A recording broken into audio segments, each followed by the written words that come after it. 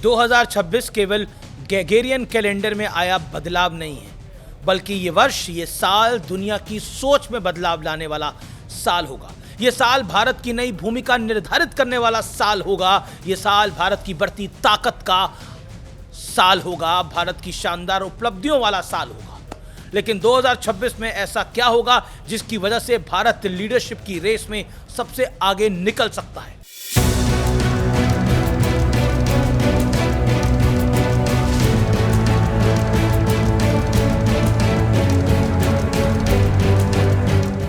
नमस्कार व्यूअर्स, मैं हूं अमीश देवगन। सत्य और तथ्य में आज बात होगी 2047 की तरफ बढ़ते भारत के मजबूत कदम की, नए भारत की।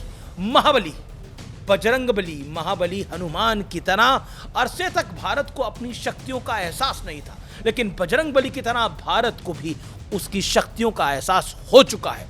इसी का इम्पैक्ट, इसी का असर भारत अब जिस रफ्तार से चल रहा है उससे कुछ सो कॉल्ड वर्ल्ड पावर्स को थोड़ा असहज हो रही है। लेकिन भारत उनके फैलाए मायाजाल, भ्रमजाल में फंसे बिना अपने रास्ते पर लगातार निरंतर आगे बढ़ रहा है, अपनी स्पीड से और कंट्रोल्ड स्पीड से।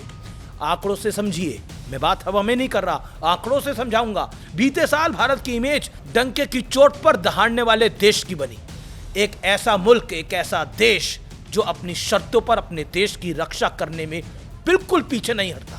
भले ही कितना भी दबाव हो, कितनी भी प्रोपेगेंडा फैलाया जाए। ऑपरेशन सिंदूर में भारत ने पाकिस्तान की कैसी दुर्दशा की, इस बारे में काफी लंबे अरसे तक चर्चाएं होती रहेंगी। पाकिस्तान को घुटनों पर जो लाए वो बहुत बड़ी बात थी।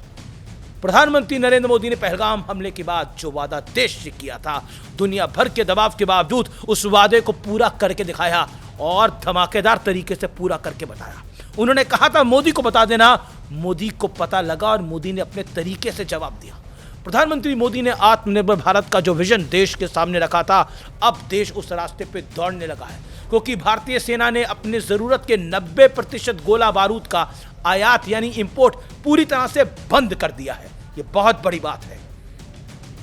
इसका मतलब है भारतीय सेना को उसकी जरूरत का 90% गोला बारूद मेड इन इंडिया मैन्युफैक्चरर्स से मिल रहा है।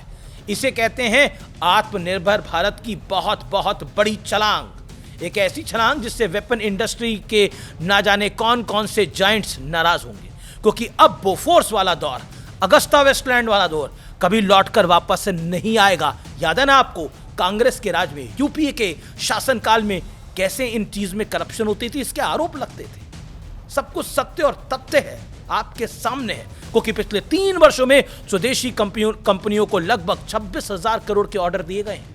अभी भी भारतीय निर्माताओं के पास 16,000 करोड़ रुपए का ऑर्डर पड़ा है। यह फिगर अच्छी बड़ी है। इसके अलावा नया साल आते आते भारत की अर्थव्यवस्था ने भी एक ऊंची छलांग लगाई है, बड़ी छलांग लगाई है।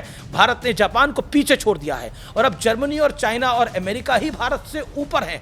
यानी भारत चौथे नंबर की अर्थव्यवस्था बन गई है, चौथे नंबर की। जो कहते थे ना डेड इकोनॉमी, विदेश वाले और भारत वाले, ट्रंप और राहुल गांधी, सुन ले, चौथे नंबर की अर्थव्यवस्था। सत्य और तथ्य यह है कि जर्मनी और भारत के बीच भी अब ज्यादा अंतर बाकी नहीं है। आपको याद होगा, प्रधानमंत्री नरेंद्र मोदी ने देश से एक वादा किया था कि वो अपने 30वें कार्यकाल में भारत को टॉप 3 में लाखरी दम लेंगे, टॉप 3 इकोनॉमी।